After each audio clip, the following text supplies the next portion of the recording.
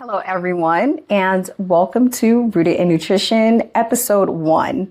In this episode, I want to introduce myself so you all can get to know me a little bit better. So again, my name is Adrienne, LA native, registered dietitian-in-training. Some things about me: I love trail races. I love a good trail race. I love cooking and collecting cookbooks, and friends and family. They are so important to me. They're my village and my support. I would not be here sitting here in front of you if it had not been the support of my friends and my family. So thank you for that. But one thing when it comes to food, I do believe that food is so much more than calories, macros, or even rules. And thinking about it, my journey with food started in my family's kitchen. Standing beside my mom, a proud Louisiana Creole woman, I feel like I need to grab a handkerchief and do a second line in her honor. It brings back so many memories. And from my mom, I learned that food is how we cook, connect, celebrate, and how we care for one another. Some of my earliest memories about food did not come from a textbook. It came from watching my mom in the kitchen, trying new recipes, doctoring something up, and just seeing how a meal could bring people together. The kitchen for her, it was like her laboratory because she experimented with new recipes all the time while keeping up, with family traditional recipes. But it was also her playground. She had so much fun cooking and being in the kitchen.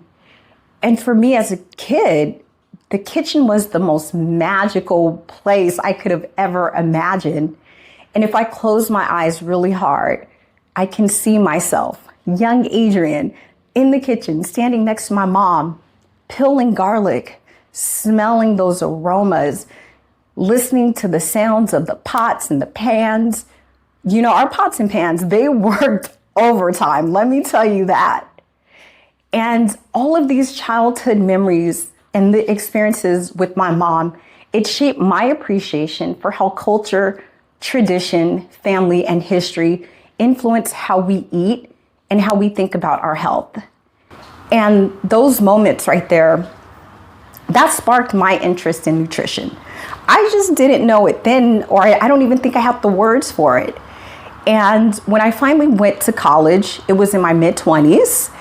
I've always been a non-traditional student, and believe me, it has been a slow and steady pace. Do you remember the story with the tortoise and the hare? I am definitely that tortoise, taking things very, very slowly. And starting college, it wasn't always easy. I would take 2 steps forward, 10 steps backwards. It was definitely a roller coaster and not a straight line. Because let me tell you, when I first started in college, and this was in 2004, I attended a community college. I took a child psychology course and a psychology course and child development class. I failed. And when I say I failed, I failed. I even have the 2 Fs from those classes on my transcript. And so because of this, I slammed the door on education. I slammed the door on going back to school because I just felt that, I was so embarrassed.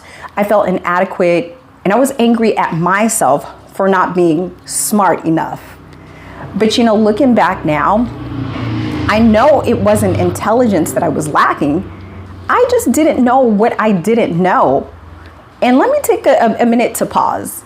If there's any, adults out there who want to go back to college or who want to go to college for the first time, go out there. You absolutely can do it. You can check out the local community college or a Cal State or any university, and there's always someone there to help you. You can go to the admissions and records, get your application started, check out the financial aid to see if you may be eligible for financial aid, speak with the academic counselor. There's definitely people there to help you find the right sources that you need. And so that's what I did. Eventually, I got organized and I got the resources that I needed. And I returned back to college, starting at the starting line again. But this time I was better prepared, I was more focused, and I was ready to face all of the fears and the insecurities that once held me back. I had to get out of my comfort zone. And if anybody knows me personally, doing this podcast, I'm definitely out of my comfort zone. But as a future dietitian, I feel that me being out of my comfort zone, that can take a backseat because I feel there's so much valuable information and there's so much confusion when it does come to nutrition. So here I am. Here I am. And, back to when I was in college, the path was not perfectly straight, as I mentioned. I originally set out to be a registered dietitian, but me being me, curiosity led me to food science and technology. And food science and technology, so this is anything that you can do to food before you eat it. Once you eat it, that's nutrition. So I think that's a simple way to kind of give you a definition. And I have a professor who gave me that definition, and I absolutely love it. So while I was studying food science, my focus was microbiology. And for a short time, I even worked at a food microbiology lab. If you walk down the grocery stores, pick any item, we tested it for salmonella, listeria, any other of those foodborne pathogens, we tested it. So one day, it hit me, I love the science, but something was missing. It was something in my heart, in my gut, my intuition, something was missing. And I realized that I don't want to study food behind the scenes. I want to work directly with people. I want to help people to understand their bodies, their health, their habits, and their relationship with food in a way that feels realistic, personal, and that's grounded in real life. And that's where I am today. So last month in May 2026, I graduated from Cal State LA, Golden Eagles, yay, with my master's in nutritional science. So that is one of the requirements to become a dietitian. So next I'll start my internship because I do have to complete some hours. And then once I'm done with that, I'll be eligible to sit for the registered dietitian exam. Once I pass that, I'll officially be a registered dietitian. Enough about me. So what can you expect from this podcast? Rooted in nutrition. Again, this is where I'll be sharing my journey with you all.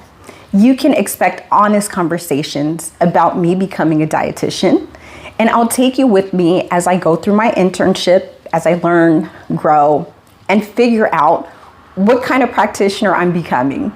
You can definitely expect practical, understandable nutrition education.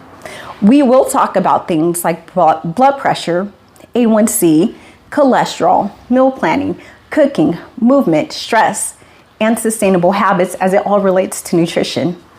We'll sprinkle in a little history and some cookbook stories, and we're definitely going to talk about conversations about personalization because there is no one size fits all version of health.